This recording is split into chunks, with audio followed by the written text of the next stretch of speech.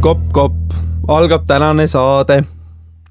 Tere tulemast kuulama Seven Blaze'i podcasti, mis on Eesti ainus sotsiaalmeedia podcast. Täna on saate numbriga 17. Mina olen Jaan Kruusma, Seven Blaze Sociali looja ja sotsiaalmeedia konsultant. Täna meil on külas Remi Konimoist TDR brändingust, kes on siis brändingu strateegia konsultant ja Lamu asutaja Rasmus Rask. Tere! Et peale pikka pausi siis räägimegi nüüd brändingust, et hea saade vajas haudumist ja soojendust, et alustamegi siis niimoodi kiirelt pihta meie saatekülaliste tutvustusega. Et küsin teilt siis otse, et Remi, kuidas sina alustasid brändinguga? Tahad sa pikka vastust või lühikest vastust? Lühikest vastust. Need esimesed 3 sammu, mis sa tegid, et alusta oma teekonna alguses. Hariduselt olen ma disainer, graafiline disainer, Kunstiakadeemias õppisin seda eriala ja seal õpetati visuaalset mõtlemist, visuaalne kommunikatsioon.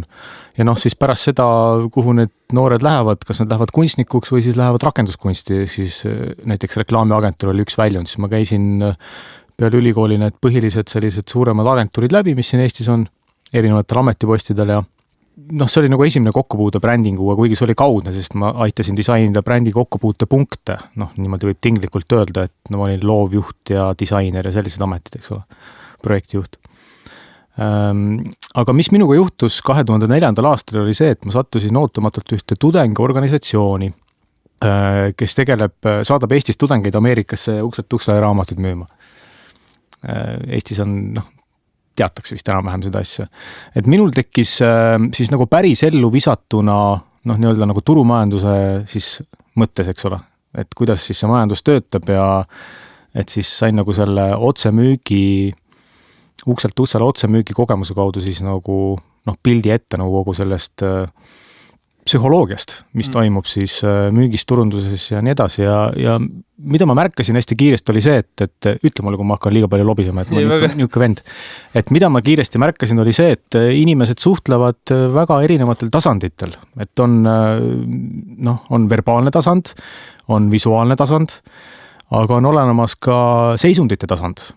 Ehk et märkasin seda, et see on üks kõige efektiivsemaid kommunikeerimise viis üldse inimeste vahel. Ehk see on nagu avardab kõige suuremat mõju. Siis ütleme, kui turunduses on see eesmärk avaldada mõju, eks ole. Okei, ehk lühidalt sa turunduse poole pealt puutusid kokku ka otsemüügiga ja said aru, et see on üks suur tervik. Just, ja seal ma siis sain sellest psühholoogiast aru, et mis on see kõige efektiivsem mõjutamise viis, mida siis on võimalik nii-öelda nagu avaliku sõnumina nagu rakendada. Selge. Rasmus, kuidas sina alustasid siis Lamuga, kui võtame selles võtmes? Brändingu juurde ma jõudsin natukene varem. Võib-olla Lamu on see ettevõtte või projekt, kus kohas ma olen nagu teadlikult saanud rakendada neid mõningaid oskusi, mis mul varasemalt olid tekkinud, töötades suures pangas. Ma töötasin kokku 11 aastat Svedis ja selles mõttes brändinguni ma jõudsin läbi selle, et ma juhtisin seal pangas sellist projekti, mis keskendus ärifilosoofia muutmisele ja värskendamisele, et kõikidele ettevõtetele on reeglina kodulehel kirjas, mis on nende missioon ja väärtused ja visioon.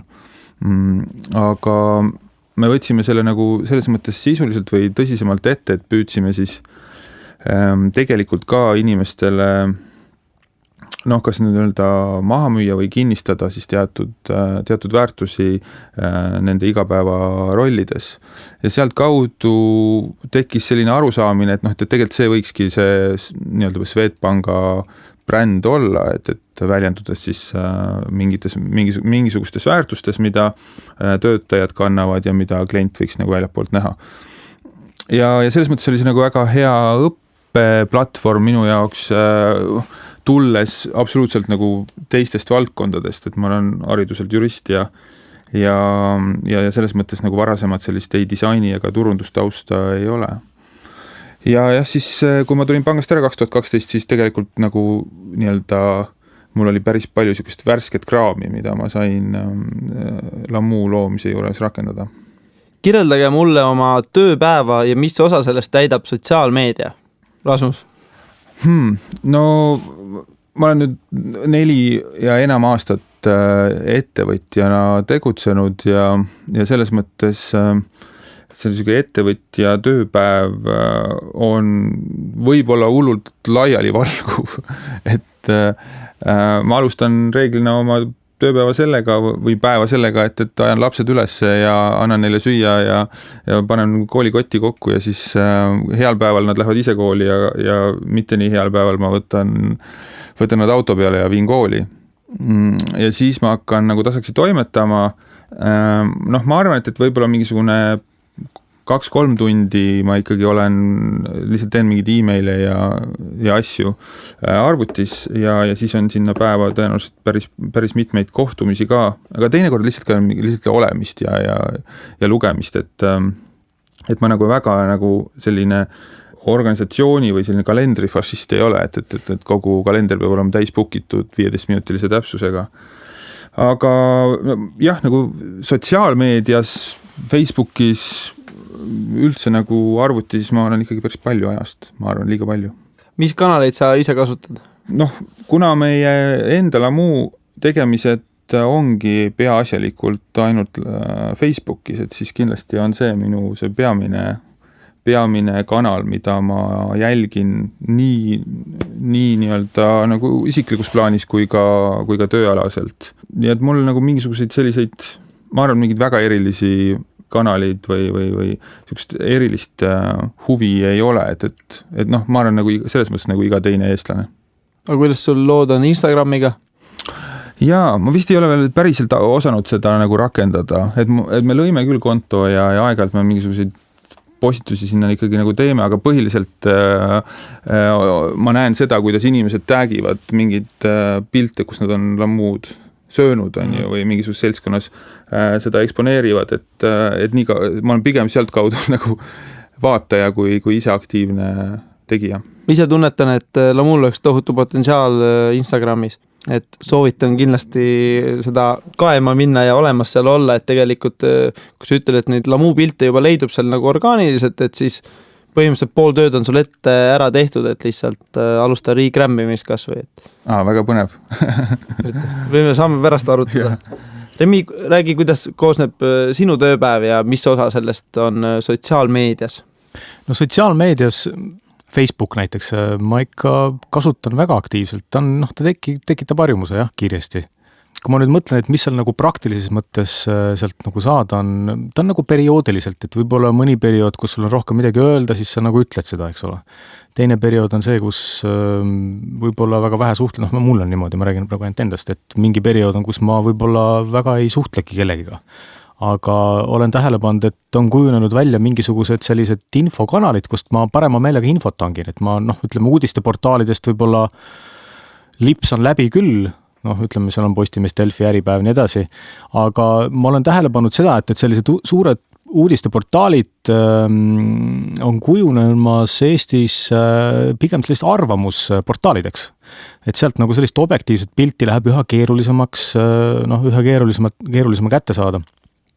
Eks ta kindlasti on seotud ka maailmavaatelisusega nagu meil kõigil, aga jah, ma pean nagu eelistuseks seda Facebooki puhul näiteks, et sul on lihtne leida siis sellised infoallikad, mis sulle sobivad ja mis võib-olla sinu maailmavaatega kõige paremini haakuvad, et nagu info hankimise kohta on minu meelest päris hea. Jah, kui on periood, kus on vaja jälle midagi võib-olla aktiivsemalt promoda, siis on Facebook hea platvorm selleks. Ja mida ma veel märkan on see, et näiteks oma kliendi kontaktidega igapäevase kontakti hoidmine on hea. Ütleme näiteks privaatgruppides kuskil, et teil on võimalik igapäevaselt, saab igapäevaselt suhelda, sa ise ka ühes grupis, eks ole. Et saab jagada ideid ja mõtteid ja üks võimalus, kuidas pakkuda klientidele iga päev väärtust, eks ole. Kui rääkida näiteks konsultatsioonijärjest, kus mina olen, et siis see on nagu hea võimalus. Seda ma näen ka, et see on nagu mingis mõttes nagu asendamatu. Te mõlemad olete väga, vähemalt sellest kiirest jutust välja tulnud, et Facebookile toetute, aga mis kas on nagu Eestile omane tegevus või miks te arvate, et nii on kujunenud, et just see Facebook on see praegult vähemalt meil siin laua taga peamine? Mingil hetkel tundus, et ei ole nagu mõtet ressurssi kuhugi mujale väga laotada.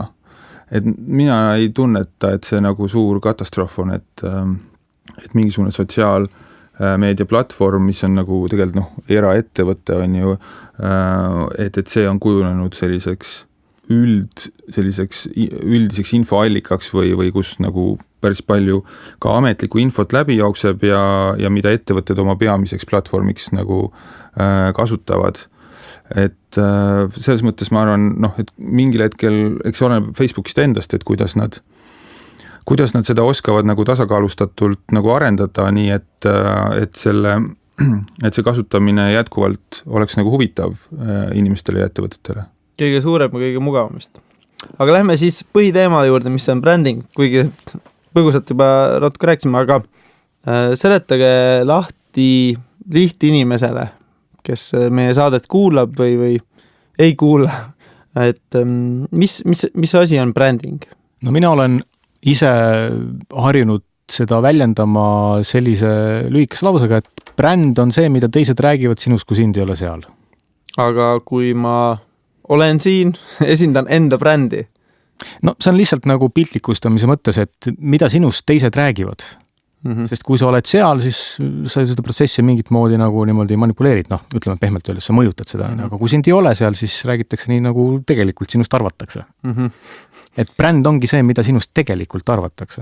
Ma olen sellega väga nõus, et bränd on see, mitte mida sina ütled, vaid see, mida sinu kohta öeldakse. Võib-olla mis see nagu teoreetiline taust seal on see, et sul on võimalik seda ikkagi nagu kujundada nagu ettevõttena või samamoodi nagu inimesena läbi mingisuguste väärtuste või mingisuguste mõõtmete, et kui sa oled enda jaoks selgeks teinud, et mis sinu jaoks tundub olevat oluline ja mis on sinu tugevused on ju, et siis on sul nagu hea raamistik nagu mõõta ja vaadata, et kas sa tegelikult ka niimoodi välja paistad, kas inimesed näevad sind sellisena ja kui nad ei näe, et siis millisena nad näevad ja mida siis tegema pead, et tegelikult nendele väärtustele või mingisugustele atribuutidele, parameetritele vastata. Mis kasu on brändingust? Tõenäoliselt täna väga paljude ettevõtete jaoks ta ongi elulise tähtsusega, et kui sul ei ole brändi, et siis sisuliselt sa ei ole olemas või võib öelda seda, et siis sul peab olema nagu mingi väga kõva konkurentsieelis, näiteks, et sa oled monopol või on sul mingisugune hinnaeelis, mida teised kuidagi ei suuda kopeerida.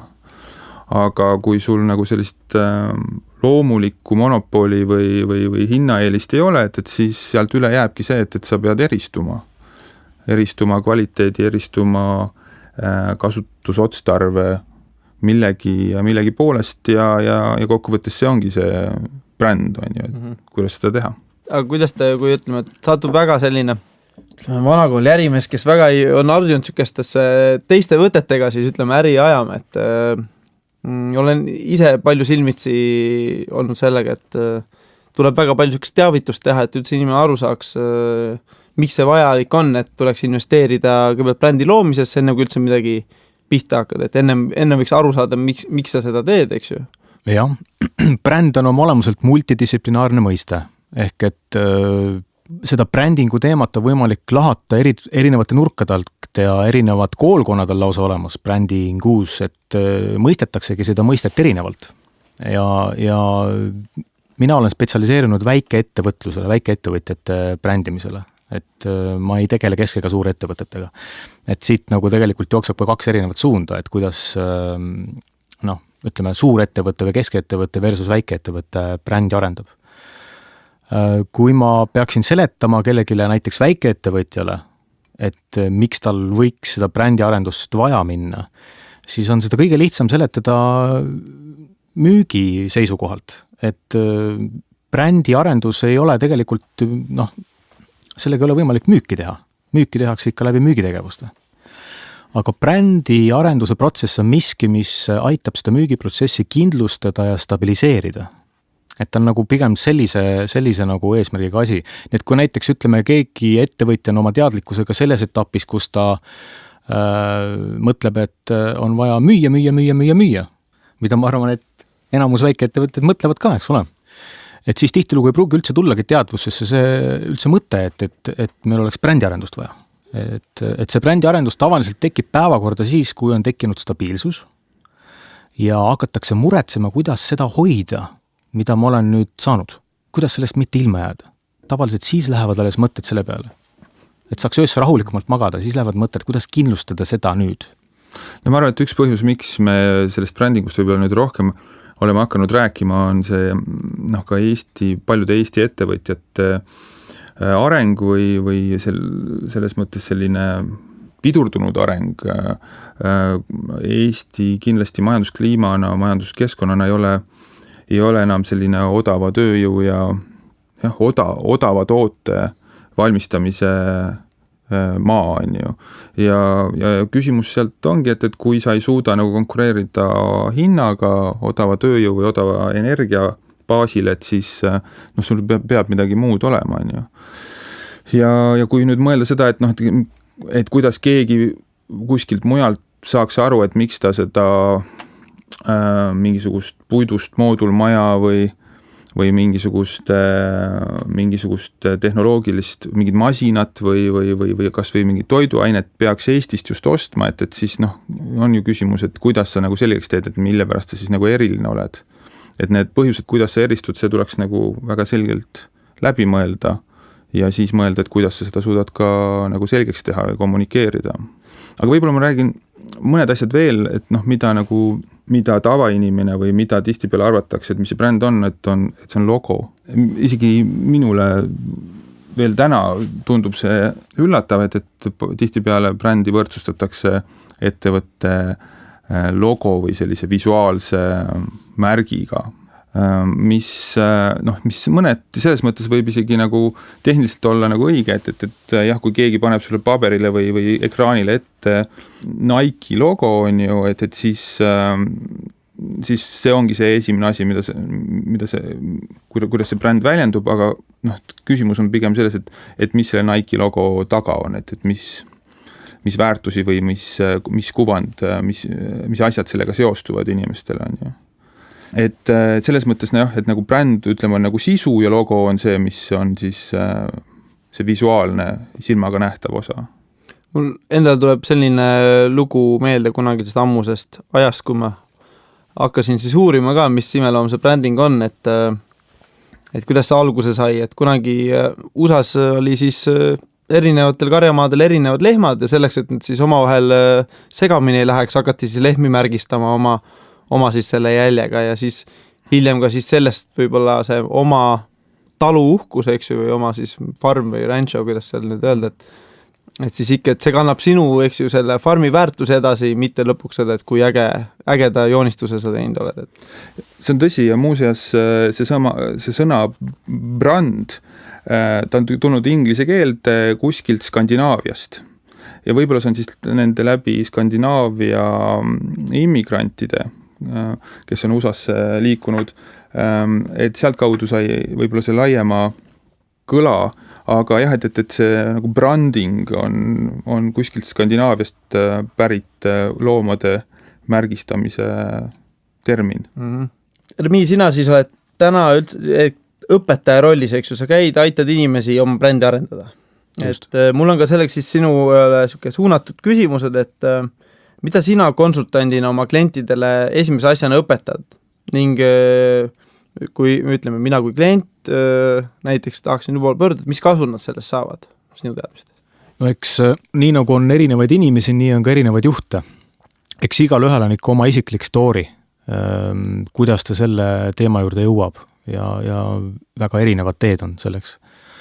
Need siin nagu mingit ühtset nagu joont on raske tõmmata, küll aga see on väga palju seotud teadvustamise protsessiga, et Rasmus rääkisin, eks ole, sellest ka, et logo, et Eestis on ju selliseid disainifirmasid, kes tegelevad brändinguga, eks ole, nii-öelda brändingufirmad või brändinguagentuurid ja nii edasi.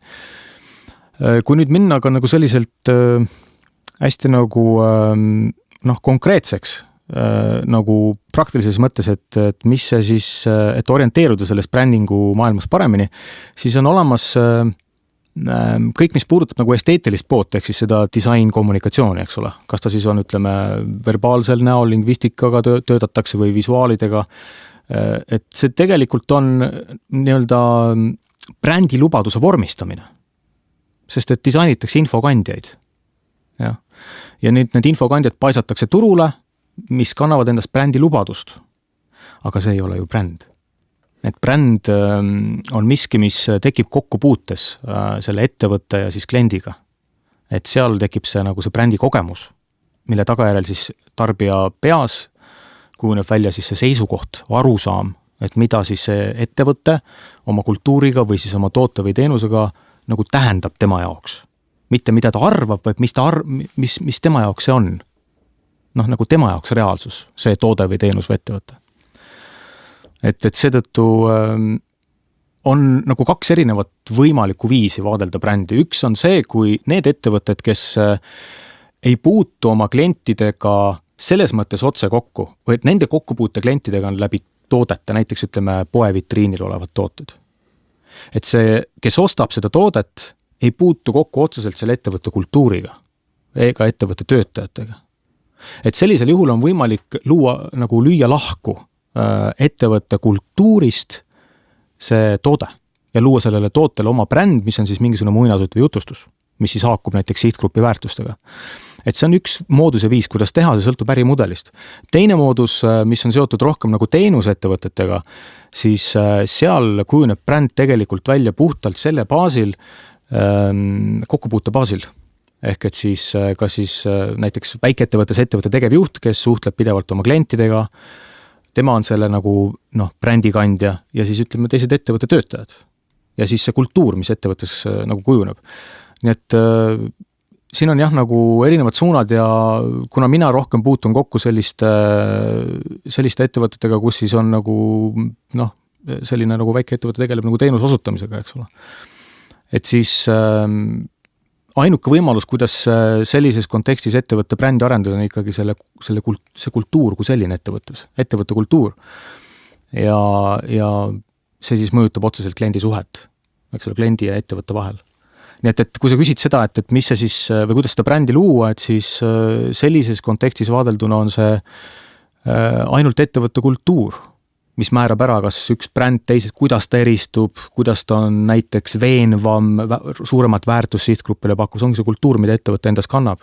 Ja kui nüüd vaadata, et kuidas see kultuur ettevõttele tekib, siis ta tekib alati ikkagi sellest juhtkonnast.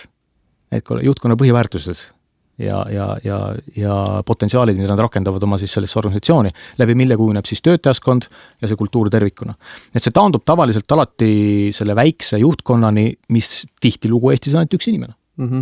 Aga mis juhul peaks ettevõtja sinu poole pöörduma, et mis etapil, et kas kohe juba alguses või siis, kui pankroti lävel ollakse või kuskil vahepeal, et see on toote eluea etapil, eks, millal peaks pöörduma, ütleme, brändi konsultandi poole?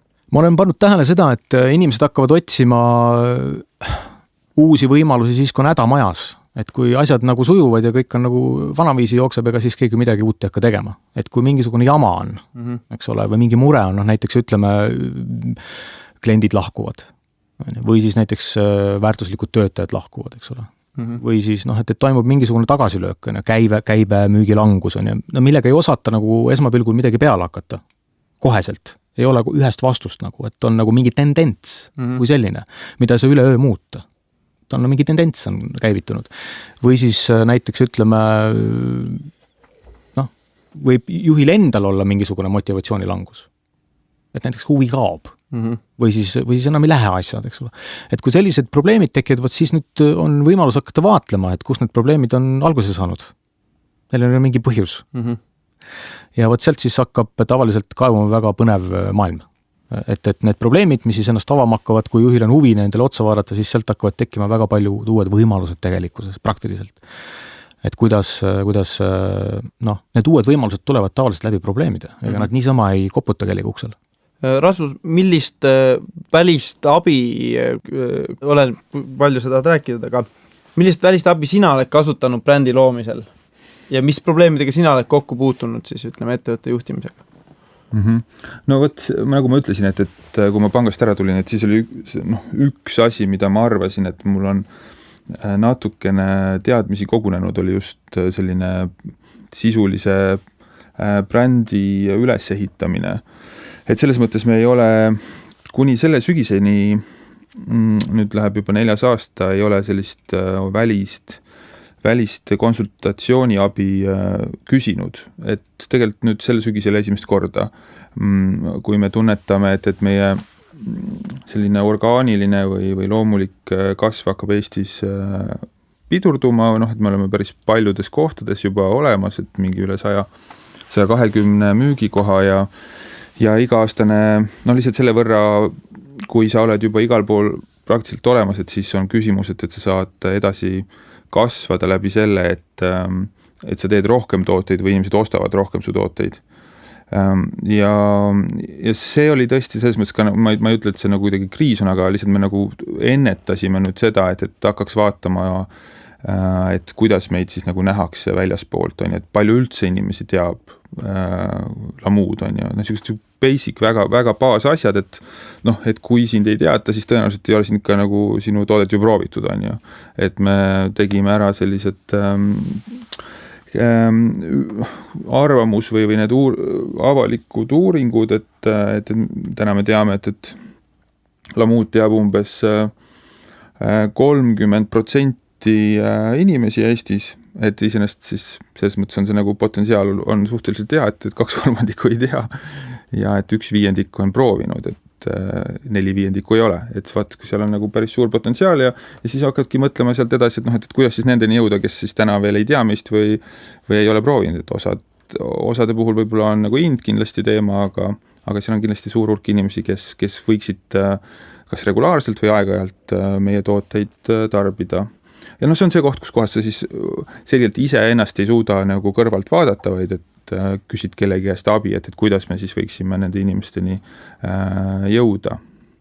Aga kui ma korraks räägiksin sellest meie või Lamuu arusaamisest või minu arusaamisest brändi sisust, on ju, et ma natuke nagu vihjasin ka sellele, et meie näeme, et see bränd väljendub eelkõige selle ettevõtte käitumises tema väärtuste kohaselt, on ju.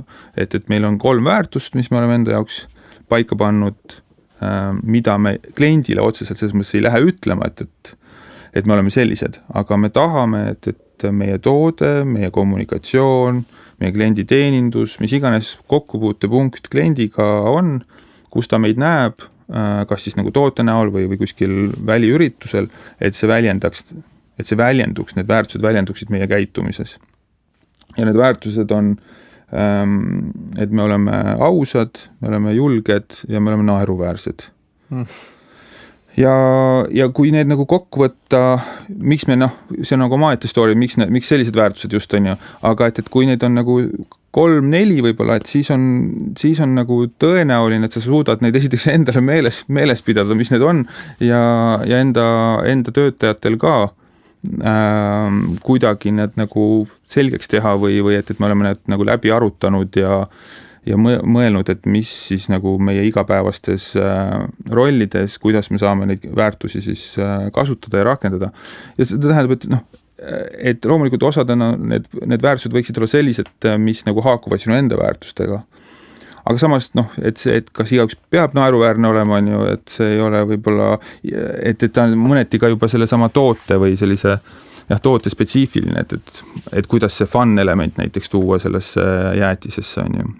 Kuidas te neid põhiväärtusi juurutate või teadvustate? Ma tean, et tihti juhil on need mõnikord, ütleme, une pealt eks ju teada, aga tegelikult eks põhiväärtused peaks olema teada kuni siis ettevõtte, eks ju, allpoole lõpuni välja, eks ju.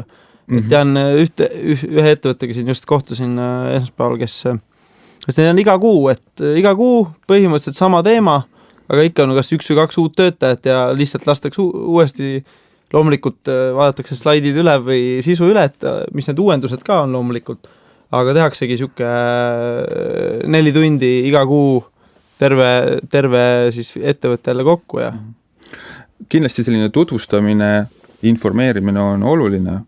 Ma arvan, et veel olulisem on see, et kui midagi juhtub, et siis neid juhtumisi, mingi kriisiolukorrad, midagi on halvasti läinud, et siis neid olukordi analüüsitaks, et kuidas me selles olukorras käitusime, kas me järgisime oma väärtusi või mitte, et kas me olime lõpuni ausad, nagu me lubasime olla, kas me olime julged, et kas me olime naeruväärsed, on nagu kaheldav, et kas see nagu alati peab niimoodi kehtima, aga näiteks nagu üks nagu põhimõte, mida me tahame alati rakendada, on see,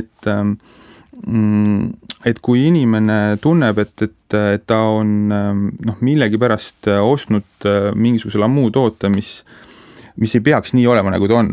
Näiteks, et seal on mingisugune jääkirmetis peal või ta tunneb, et seal on nagu või on sellised jääkristallid tekkinud sisse või on paar inimest on arvanud, et keegi on söönud sellest jäätisest enne seda, kui temani on see jõudnud. Et siis näete, see üks põhimõte, mis mõneti on nagu julge, on see, et me nagu ei hakka vaidlema kunagi kliendiga, et kas tal oli õigus või mitte, vaid me ütleme alati, et jah, et see on nagu väga kurb lugu, et see juhtus ja et me hea meelega anname balsamiks 1 või 2 jäätist, on ju, kui ta on valmis tulema täna Telliskivi loomelinnakusse või mõnest meie poest, kus me oleme selle nagu endale nagu balsamiks tasuta võtma. Ja reeglina selline käitumine nagu võtab kohe eos selle konflikti ja sellise pinge maha, on ju. Et need on võib-olla need situatsioonid, kus nagu nende see väärtuspõhine või brändipõhine käitumine on nagu võib-olla kõige olulisem, et sa seda teed. Kuidas need väärtused väljenduvad teil sotsiaalmeedias? Väga väljenduvad, selles mõttes, et see on, ma arvan, nagu kõige prominentsem koht, kus üldse nagu kommunikatsiooni mõttes saada oma väärtusi rakendada, sest et vaata nagu Facebook, ma arvan, kui sa nagu ennem küsid ka, et miks see Facebook nagu eriline või oluline on see, et siis minu meelest Facebookis on nii see eeldus, et inimesed eeldavad, et teised inimesed, aga ka teised ettevõtted käituvad seal kui inimesed. Mm-hmm. Et see on nagu hästi suur vahe, et kui sa muidu lähed pangakontorisse või kuhugi Telia kontorisse, et siis sa eeldad, et seal on teatud selline formaalsus, on ju, et sa võtad selle numbri ja sinuga käitutakse viisakalt ja käiakse nagu nii-öelda by the book, on ju. Aga Facebookis sa tegelikult eeldad, et sinu vastas on nagu päris inimene, nagu sõber või tuttav või keegi, kes saab su murest aru ja kes on nagu valmis sinuga suhtlema. Ja kui sa seda ei järgi või kui sa millegi pärast paned nii-öelda sellist jäukat seal Facebookis, et siis sind ei võeta tõsiselt või et siis on suur oht, et sa näid nagu sellise korporatiivsena, on ju. Keegi ei taha ju logo, et näe, minu sõber on logo, vaid sinu sõber on ikkagi see brändi lugu. Täpselt. Kuidas Rasmus olete saanud 11 283 fänni? See on, ma isegi ei tea, et meil neid nii palju on või nii vähe on, et ma ei ole seda nagu eraldi eesmärgiks pidanud, sest on päris selge see, et kui teha mõni kampaania, kus kohas on nagu see eeldus on see, et sa klikiksid, et like on ju, et sa pead laikima, et selleks, et näiteks nagu saada kast jäätist või mis iganes auhind, et siis neid võiks oluliselt rohkem olla neid nii-öelda näiliselt neid sinu fänne on ju. Et me jaoks nagu palju olulisem on seal see, et see nagu, kui me midagi postitame, et siis see nagu engagement või et kui palju inimesi likeib ja kui palju inimesi tahab kommenteerida või sellega nii-öelda kaasa tuleb. Et see on, kaasatus, täpselt, et see oleks nagu kõrge. Mm-hmm. Et jah, selles mõttes 11 000 ei ole minu meelest eraldi näitaja. Remi, kui palju sinu tööst kui konsultandina, palju sina nõustad siis ettevõtteid minema olema sotsiaalmeedias? Kuidas sinul see välja näeb? Ja kuna ma olen brändistrateegia, aitan brändi luua ja arendada, siis varem ma tegelesin ka brändi ellukutsumisega, ehk ma aitasin siis algusest lõpuni brändi luua, aga seda vormistatud kujul. Ja kui brändi vormistatakse, siis vormistatakse seda nagu lansseerimisena, eks ole. Siis nagu ma puutusin rohkem kokku selle, ütleme siis selle brändi lubaduse viimisega. Facebook on lihtsalt üks platvorm, sinu siis ettevõtte see esindatus seal Facebooki lehena on siis võiks olla infokandja piltlikus mõttes, eks ole, et nüüd see väärtus tekib ikkagi läbi selle, et mida sul on öelda siis läbi sellel infokandjal. Ja kindlasti on Facebook hea koht, kus siis seda väärtuspõhist kommunikatsiooni luua ja loomulikult saad sa seda teha pidevalt, eks ole, Facebook on ju see asi, et seal sa saad ju pidevalt kogu aeg seda luua. Et seetõttu ma näen ütleme, brändi arendamise seisukohalt on ta tõesti väga hea platvorm. Kas ma tohin puudutada sellist õõrna teemat nagu TDR enda Facebooki leht? Vaatasin ikka üle enda saadet, et kuidas teie mõlema sotsiaalmeediad elavad ja siis märkasin, et TDR on soiku jäänud seal oma postitustega, et millest on selline otsus tulnud? No miks midagi soiku jääb, järelikult prioriteeti asu seal. Ja, et nii lihtne ta ongi, et järelikult siis läheb saur kuhugile mujale. Ma ka enda tegevustes mõnikord vaatan, et hullult utsitan inimesi üles tihedamini postitama ja engage ima, aga siis endal ongi ka raske mõnikord seda sagedust üleval hoida. Aga samas sa kindlasti märkad seda, et kui ma suhtlen oma klientidega, siis ma teen seda peaaegu iga päev. Jah, ei seda kindlasti. Aga ma teen seda privaatses grupis, kuna ta on niisugune erialane info, eks ole, et kui ma hakkaksin seda jagama oma Facebooki seinal avalikult, siis tõenäoliselt ta ei pruugiks, ta on liiga spetsiifiline, et siis peaks olema erinev strateegia, eks ole, aga kuna ma olen soolokonsultant, siis ma valin, et kuhu ma oma aega energiat panen, et kindlasti kui mul oleks mingisugune, ütleme, meeskond taga, siis ma arvan, seal ka Facebooki enda seinal toimuks palju aktiivsemalt, eks ole, leiaks aset. Ma küsin, miks sa arvad, et tihedalt postitamine oleks oluline? Mitte tihedus, ma pean just silmas selle all, et olla ikkagi loomulikult, kui ei ole midagi öelda, siis pole niisama mõtet ka karjuda, aga samas on see, et ikkagi järjepidevalt tegeleda brändi arendusega, ütleme sotsiaalmeedia keskkonnas, et inimene teab ja julgeb su poole pöörduda, teab, et sa oled kogu aeg aktiivne, eks ju, ta ei pruugi võib-olla kogu aeg tal ei ole vaja võib-olla sinu seda infot, aga ta näeb sellest, et sa oled aktiivne. Ja siis sellest tekib see usaldus, et sa kogu aeg oled, et sa oled kogu aeg olemas, sinu poole saab tegelikult pöörduda, et ma olengi ise mõnikord vaatanud, et kui väga pikalt jälle postita, siis tekib tunne, et ettevõte on võib-olla üldse tegevuse lõpetanud. Et kuni selleni välja, et ma mäletan, üks sõber oli pool aastat oli mitte aktiivne, siis igal sotsiaalmeedia kanal ta lihtsalt ei postitanud midagi. Viimane uudis, mis me tema kohta teadsime, et tal oli südameopp olnud, eks me mõtlesime, et on kadunud või ütleme, lahkunud meie seast, aga tuli välja, et lihtsalt tal polnud aega sellega tegeleda sel hetkel. Et võib ka nagu nii äärmusnäidetesse minna, või kui üldse seal ei ole olemas, siis nagu meie uue presidendilgi, eks ju, et siis tehakse lihtsalt fake konto täiesti, et hakatakse siis lihtsalt lollusi tegema, et aga miks tihedalt postitada, et tekitada usaldust ja siis kui inimesel on vaja, siis ta teab, kuhu nagu pöörduda, et see kuvandi loomine, et näiteks, et mul endalgi puhul, et mõnikord saan inimesega kokku, keda pole näinud paar kuud ja ta räägib mingist sündmusest, mis toimus paar kuud tegelikult tagasi, aga see on tema jaoks aktuaalne, sest see on tema jaoks viimane mälestus minu kohta või mu ettevõtte kohta ja meil on kohe juba võtta teema, et me saame kohe nagu ütleme käima tõmmata meie vahelise suhte, mis võib-olla on küll jäänud reaalelus soiku, aga ütleme läbi sotsiaalmeedia on mingid infovahetuseks ju toimunud.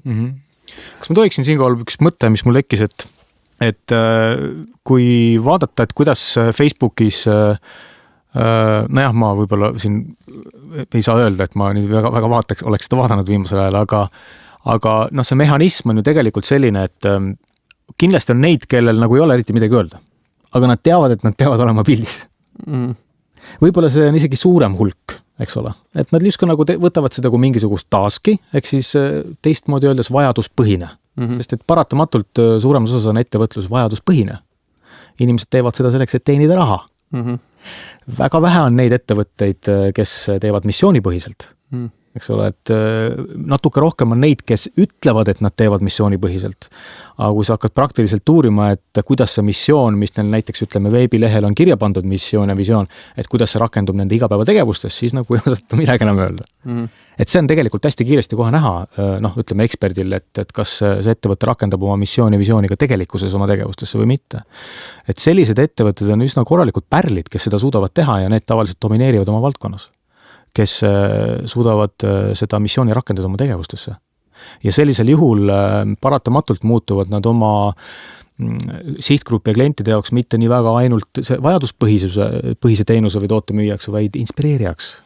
Ühel või teisel kujul nad inspireerivad ja seetõttu see suhte olemus kujuneb palju tugevamaks. Mida siis ülejäänud osa sellest turust nagu ei saa väga hästi aru. Et nad vaatavad, et näed, see on see liider, aga kuidas see seda on ei saa väga hästi aru. Tahan ka, ei tea kuidas. Et saladus ongi see, et seespoolt väljapoole on see, mis on jätkusuutlik. Aga jah, tihtilugu see vajaduspõhises äris jäetakse mingit niisugune fragmenteeritus sisse ja ühel hetkel lihtsalt nagu kaob see side ära selle algsega, eks ole, et miks me seda teeme just nii, et need küsimused lähevad häguseks ühel hetkel. Ja see, ütleme, järjepidevus puudub nagu siis sellel missioonil ja siis igapäevasel rahateenimisel. See seos nagu hägustub. Ja siis ei ole ka mingit võimalust brändi arendada ka. Aga Facebookist rääkides, brändi arenduse kontekstist siiski on ju ikkagi ainult üks kanal on ju. Tõenäoliselt on kokkuvõttes ikkagi olulisem iga teenuse ja toote puhul nende enda olemus, et mis kvaliteediga see toode või teenus ise on ja seda on loomulikult siis võimalik mõnevõrra võib-olla siluda või nii-öelda boostida läbi mingisuguste kommunikatsioonikanalite, aga kui asi ise on nagu mäda, et siis ei aita ka Facebook selles mõttes on ju. Ma ise, just, et siis Facebook ei päästa, kui ettevõte ise ei ole või ei taha olla kliendikeskne või kliendisõbralik, et siis ta näiteks ei aita, aga see kliendikesksus on ka hästi naljakas mõiste, et kuidas seda mõista, et tihtilugu see kliendikesksus on teiseldud kliendikesksus. Ehk siis, et pandud nagu fookus, et nüüd me tahame näidata kliendile, et me oleme tema kesksed. Aga üldiselt see inimeste vaheline dünaamika, kui seda vaadata kas ütleme näiteks one-on-one, eks ole. Et see järjepidevus tekib läbi selle, kui seal on mingisugune kumbki jääb endaks, ajab oma asja. Ja siis leiavad need paratamatult printsipiaalselt 11, eks ole. Ja siis on see potentsiaal selleks tugevaks pikaajaliseks suhteks. Aga muidugi loomulikult siin on, ma räägin nagu ühest sellest nagu viisist teha brändarendust, inside-out protsess, et kindlasti on hoopis teisi võimalusi teha outside-in viisil asju ja igal lähenemisel on oma koht. Ise tunnetan, miks ma Facebooki ei võta kui lihtsalt üks platvorm või sotsiaalmeediak üks lihtsalt mingi trend, et kui ennem täitsa alguses mainisid, et brändi arendus on see, mis teised sinu kohta räägivad, siis sotsiaalmeedia võimaldab seda sama teha, et mitte üks inimene räägib ühele, vaid üks inimene räägib tuhandetele. Ja see ongi siis, ütleme, see on lihtsalt, annab sellele samale brändi arendusele sellise elektrilaengu, mis võimaldab seda teha kordades kiiremini. Ja kui sa oled suutnud inspireerida kedagi, siis nad teevad seda väga hea meelega. Ja läbi siis enda põhiväärtuste ja Facebookis on muidugi see ka, et inimesed on hästi nagu kommuunis suhtlevad, et nad samastavad ennast mingisuguse kommuuniga ja kui sa siis, sinu sõnum haakub selle kommuuni väärtustega, siis ta tunneb väga turvaliselt ennast väljendada, sest tal on just nagu tunneb, et tal on seljatagune, et see seltskond saab aru, mida ma ütlen ja nad tahavad, et ma seda ütleksin, eks ole, et kui seda nagu ära tabada, et siis võib olla nagu tõesti väga lihtne, ja efektiivne panna inimesi rääkima, jah. Omalt poolt olen tajunud, et kohe, kui klient soovib teha kiiret müüki läbi sotsiaalmeediakanalite, siis see võib toimida erandkordadel, aga üldjuhul, kui tahata pikalt seda teha, siis tuleb ennem seda suhet arendada ja ennem, kui sa üldse midagi müüma seal asud. Ma arvan, et Facebooki puhul üks selline asi, mis seostub selle sama inimlikkusega või selle mõttega, et Facebookis oled sa ettevõtte või inimene, sa pead käituma inimlikult ja nagu inimesena. on see, et mis nagu toimib, on lugude rääkimine. Ja see on võib-olla ettevõtete juures nagu laiemalt ja brändi ehitamise juures laiemalt oluline, et inimesena on palju lihtsam ja võib-olla ka meeldivam meelde jätta mingisugune lugu kui konkreetne fakt või mingisugune tehniline detail selle ettevõtte toote või teenuse kohta. Lihtsalt et meile meeldivad lood. Ja Facebook on selles mõttes ka nagu hea kanal seda teha, et näiteks vastupidiselt Twitterile, et seal on keeruline lugu rääkida, aga Facebookis ennast ju ei piira seda, et meie kogemus ütleb seda, et kohati me küll saame nagu tagasisidet, et kuulge, et mõni teie see postitus võiks olla lühem, on ju. Aga reeglina need kommentaarid, mingid edasiarendused tulevad ikkagi siis, kui me oleme mingisuguse loo rääkinud, mis inimesi paneb reageerima. Ja selles mõttes on nagu Facebook hea sellise platvormina. Remi, mille järgi sina otsustad, kas kliendil on vaja sotsiaalmeediat või ei ole vaja? Kui tal on mingi jama, mingi probleem. Vastavalt sellest probleemist siis proovid leida lahenduse? Või... No võib teha ka teistmoodi, aga siis lihtsalt sellele järgneb see, et sa aitad tema eest teha, ilma et ise saaks aru, et tal oleks tegelikult sisulist huvi. Aga see läheb nagu brändiarenduse põhimõttega veidike vastuollu, sest et bränd tekib ikkagi selle juhi enda näol, eks ole, et mida teadlikumaks juht saab enda potentsiaalidest, enda põhiväärtustest, enda printsiipidest ja mida paremini suudab neid tekteerida endas ja siis rakendada protsessidesse, näiteks mingisuguse metoodika loomise näol, et ta teeb oma äri metoodiliselt, siis ta saab ju väga suure võimu. Näiteks selle näol, et kui ta ise teab väga täpselt, kes ta on ja kes ta ei ole, siis tal on ju 10 kordi lihtsam teada, kes on tema sihtgrupp. Ta saab väga fokuseeritud sõnumid hakata looma, mida tavamõistes on keeruline teha, eks ole, et proovitakse teha turu-uuringuid ja küsitlusi ja asju ja kokkuvõttes ikka ollakse samas kohas plindris tagasi, et need ei ole jätkusuutlikud. Need on niisugused nagu situatsiooni spetsiifilised alati negas turu-uuringud, et seal nagu mingit üldist tõde on nagu keeruline leida. Et see hakkab ikkagi tavaliselt sees poolt, et kui endal on pilt selge, siis on väga lihtne hakata suhtlema. Et see on üks asi ja teine asi on see, et enda efektiivsus kasvab kõvasti, et kui me räägime müügist, siis müük on tore asi, aga brändi arenduse eesmärk peaks olema see, et kuidas kasvada, kuidas hüppeliselt kasvada. See peaks, et muidu ma arvan, ei oleks mõtet brändi arendust teha, muidu võiks tegeleda müügiga. Aga bränding on see, mis annab selle kvalitatiivse hüppe võimaluse, et näiteks kuidas kasvada 100% aastas, näiteks. Eks see kvalitatiivne hüpe, et lineaarne kasv on tore, aga eksponentsiaalne kasv on nagu muinasjutuline, jah, see on see, mida siis nagu üksikud suudavad, eks ole, aga kui sukelduda brändiarenduse maailma, võtta seda tõsiselt, et siis tegelikult igal juhil on see potentsiaal olemas. Küsimus on see, et kas tal on huvi, see taandub tavaliselt huvini ja huvi tekib siis tavaliselt hästi pragmaatilistel põhjustel, kui on jama. Enne tavaliselt huvi ei teki. No, erandid on alati, aga pigem tavaliselt on nii, ma olen märganud. Rasmus, mis võimaldab sotsiaalmeedia brändi arendamiseks teha, mida teised kanalid ei võimalda? No paljuski see, mis me ju rääkisime, nende samade ettevõtte väärtuste kommunikatsioon kindlasti on ju, et läbi mingisuguste lugude või situatsioonide lahendamise näidata üles, et see ettevõte või bränd on inimlik, empaatiline, et suudab reageerida, suhestuda oma klientide vajadustesse.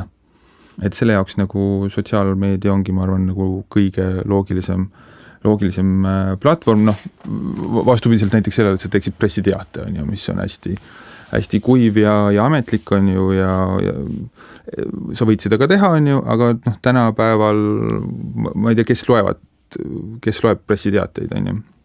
Et isegi kui sa võtad nagu suuremad erakonnad, suuremad ettevõtted, siis tihti peale nad panevad selle olulise info esimesena Facebooki või Twitterisse ülesse ja siis nii-öelda formaalselt tehakse ka see nii-öelda formaalne kommunikatsioon, sinna ametlik kommunikatsioon juurde. Et selles mõttes nagu ma arvan, ta ongi ju eelkõige nagu suhtlusplatvorm.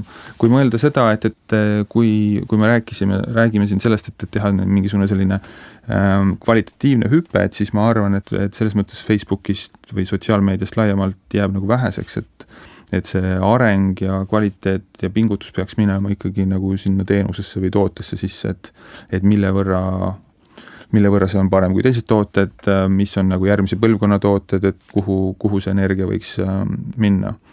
Aga näiteks võib-olla ma natukene lähen teemast kõrvale, aga mis mind hästi inspireeris nagu sellise brändi arenduse või brändi juhtimise seisukohast on üks filosoof või juhtimisfilosoof Simon Sinek, ma ei tea, kas see nimi ütleb sulle midagi, tema uuris USA-s paljude selliste edukate ettevõtete edulugu ja et kuidas nagu bränding on seda nagu kujundanud. Ja eelkõige oli see nagu muidugi Apple'i keskne seal, aga milleni ta jõudis oli see, et üks selline nagu fundamentaalne tõde tugevate brändide puhul on see, et inimesed on lojaalsed sellele brändile mitte sellepärast konkreetselt, mis on su toode, need samad nagu tehnilised näitajad ja Apple'i puhul, et kui kõva kaamera või mingisugune mälumaht tal on ju, vaid see lojaalsus baseerub pigem sellel, et mille pärast Apple võitleb või mis on tema missioon. Ehk et nagu inimesed ei osta mitte seda, mida sa teed, vaid nad ostavad seda, miks sa seda teed. Ja vaat see nagu Apple'i puhul on see nagu pikem ajalugu seda, kuidas nad vastandusid Microsoftile ja Bill Gatesile ja ütlesid, et we think different on ju. Ja kõik, kes sellega ennast identifitseerisid, et me tahame ka olla teisiti mõtlejad, olid siis need, kes ostsid Apple'it. Ma hea meelega jätkaksin seda vestlust, mis on Apple 2016, aga kahjuks meil hakkab aega otsa saama. Et sellega seoses küsin teilt sellise lõpu küsimuse, et mis on kõige olulisem faktor, mis tagab eduka brändi? Ma ütlen siis niimoodi, et jah, see lugu, eks ole, miks, see hakkab pihta sellest, miks hakkab lugu pihta. Ja lugu siis puudutab inimese kõige peenemaid keeli, ehk siis tema seda kuuluvustunnet ja maailmavaadet. Ja kõik see muu psühholoogia, mis siis Hollywoodi filmide tegemisel ka kasutatakse. Lugu.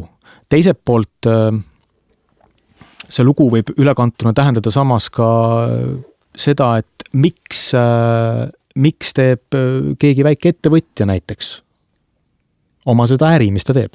See on ka lugu, eks? See on ka lugu. Just. Ja. Nii et see... Ta lühidalt siis lugu. Ja. Ennem see paika panna ja siis saab edasi minna. Mm-hmm. Rasmus, mis on kõige olulisem faktor, mis tagab eduka brändi? Ma olen nõus Remiga. Ma ei oska selles mõttes midagi olulist lisada, et ma usun küll, et see ettevõtte saamislugu, toote saamislugu, ettevõtja omanike, töötajate, mis iganes sellised emotsionaalsed aspektid selle juures on hästi oluline ka brändi ehitamisel, sest kokkuvõttes inimesed mäletavad lugusid ja nad ei mäleta fakte. Aitäh, Remi! Aitäh, Rasmus! Aitäh! Sellega on meie tänane saade läbi. Külas oli meil siis Remi Konimois, TDR, Digital Direct Reach. Oli õige? Ei. Mm-hmm. Direct Digital Reach. Mm-hmm.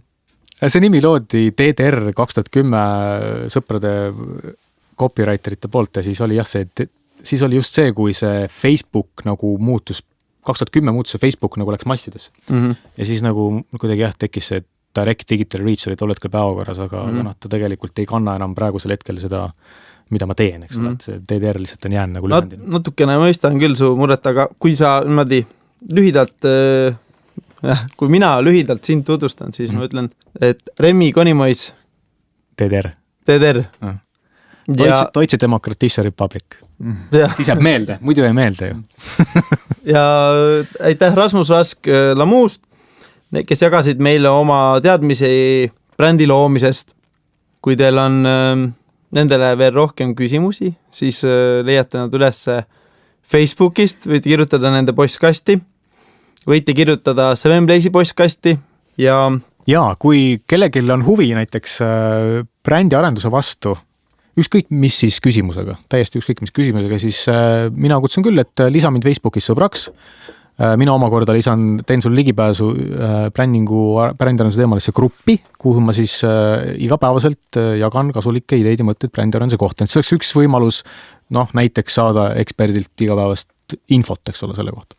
Okei, aitäh tähelepanu eest. See oli Seven Blaze'i taskuhääling ehk podcast ehk taskuhääling number 17. Heli eest hoolitses Hendrik VR Lakeside Soundist.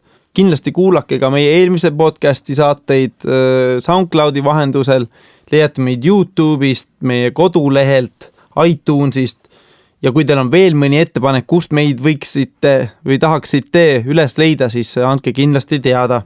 Peatse kuulmiseni ja olge sotsiaalsed. Aitäh teile! Aitäh!